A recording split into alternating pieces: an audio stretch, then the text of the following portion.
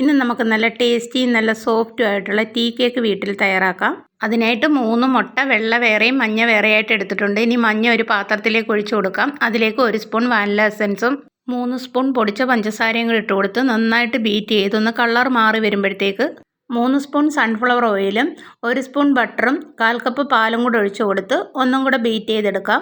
ഇതിലേക്ക് 1 കപ്പ് മൈദ 2 പ്രാവശ്യമായിട്ട് ഇട്ട് കൊടുക്കാം. 1 പിഞ്ച് ഉപ്പ് കൂടി ഇട്ട് കൊടുത്ത് ഒരേ ഡയറക്ഷനിൽ മിക്സ് ചെയ്ത് കൊടുക്കാം. ഈ ഒരു പരുവത്തിൽ വേണം കിട്ടാൻ. ഇനി ഇതിലേക്ക് 1 പിഞ്ച് ഫുഡ് കളറും കൂടെ ഒഴിച്ചു കൊടുത്ത് നന്നായിട്ടൊന്ന് മിക്സ് ചെയ്യാം.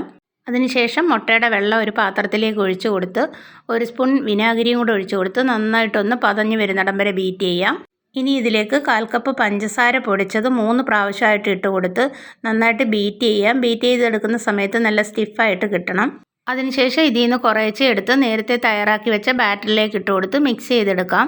രണ്ടും കൂടെ മിക്സ് ചെയ്യുന്ന സമയത്ത് അല്പം പോലും മഞ്ഞ കാണാത്ത വിധത്തിൽ വേണം മിക്സ് ചെയ്യാൻ. ഈ ഒരു പരുവത്തിൽ വേണം കിട്ടാൻ. ഇനി കേക്ക് തയ്യാറാക്കാനുള്ള പാത്രത്തിൽ ബട്ടർ പേപ്പർ വെച്ച് നെയ്യ് പുരട്ടിയിട്ടുണ്ട്. അതിലേക്ക് ഈ ബാറ്റർ ഒഴിച്ചു കൊടുക്കാം. ഇനി എയർ ബബിൾസ് പോകാൻ വേണ്ടിയിട്ട് ഒന്ന് ടാപ്പ് ചെയ്ത് കൊടുക്കാം. അതിനുശേഷം ചൂടായ കുക്കറിലേക്ക് ഇത് വെച്ച് കൊടുത്ത് 45 മിനിറ്റ് ലോ ഫ്ലെയിമിൽ കുക്ക് ചെയ്യാം. 45 മിനിറ്റിന് ശേഷം തുറന്ന് നോക്കാം. ഇവിടെ നന്നായിട്ട് വെന്ത് പൊങ്ങി വന്നിട്ടുണ്ട്. ഇനി ഒരു പാത്രത്തിലേക്ക് സെർവ് ചെയ്യാം. ഇനി ഇതൊന്ന് കട്ട് ചെയ്തെടുക്കാം. അപ്പോഴിവിടെ നല്ല ടേസ്റ്റിയും നല്ല സോഫ്റ്റും ആയിട്ടുള്ള നമ്മുടെ ടീ കേക്ക് റെഡി ആയിട്ടുണ്ട്.